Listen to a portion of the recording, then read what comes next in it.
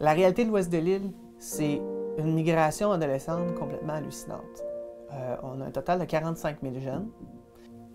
Ces jeunes-là doivent prendre l'autobus et se rendre à l'école, un transit qui peut prendre jusqu'à 1h15. Ça prend autant de temps de sortir de l'ouest de l'île que de se rendre au centre-ville.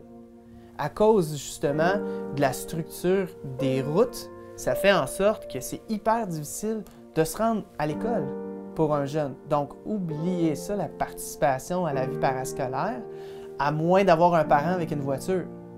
Fait que si le jeune, on veut qu'il soit autonome, puis qu'on veut qu'un jeune, mettons, qui justement vient d'une famille défavorisée, participe à des activités, on veut briser son isolement, faire comprendre qu'il y a une vie collective, faire respecter le banc de parc à Sainte-Geneviève, puis le faire sentir qu'il vit à Sainte-Geneviève, bien, il faudrait soit rapprocher l'école ou mettre en place des intervenants qui migrent, qui suivent cette réalité-là. Chaque jeudi, on vient ici, c'est le parc grillé. D'habitude, on a le chalet. Comme le beau temps recommence, les jeunes sont un peu plus dehors. Sur les jeunes, ils s'organisent quand même assez par eux-mêmes. Nous, on emmène des ballons. Alors, s'ils en ont besoin, on leur prête des ballons. Sinon, ils préparent leurs propres équipes, puis ils s'amusent, puis ils jouent au soccer. Puis nous, on est vraiment plus là en tant que superviseurs. Si on supervise, on s'assure que l'activité se donne bien. Le fait d'offrir une activité comme ça nous permet de rentrer en contact avec ces jeunes-là puis de faire un premier lien. Puis par la suite, s'ils ont des situations, ils savent qu'on est des travailleurs de rue, soit ils viennent nous en parler.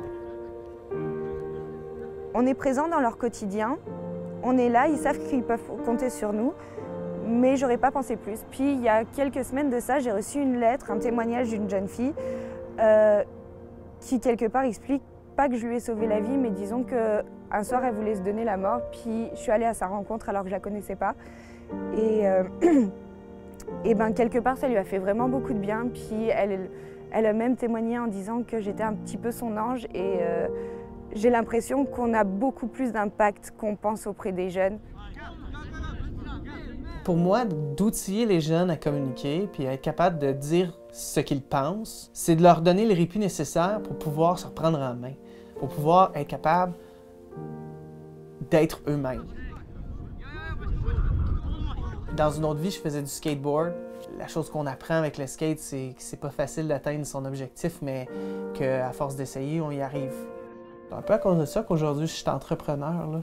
C'est un peu à cause de ça. J'ai eu des bons outils, puis je suis tombé dans des bonnes circonstances qui ont fait qu'aujourd'hui, ben, je peux contribuer, je peux aider. Fait que je me vois souvent comme un canif suisse pour certaines organisations, puis ma contribution va toujours être dans l'idée d'améliorer la qualité de vie des jeunes, puis de briser le déni de la pauvreté dans l'Ouest.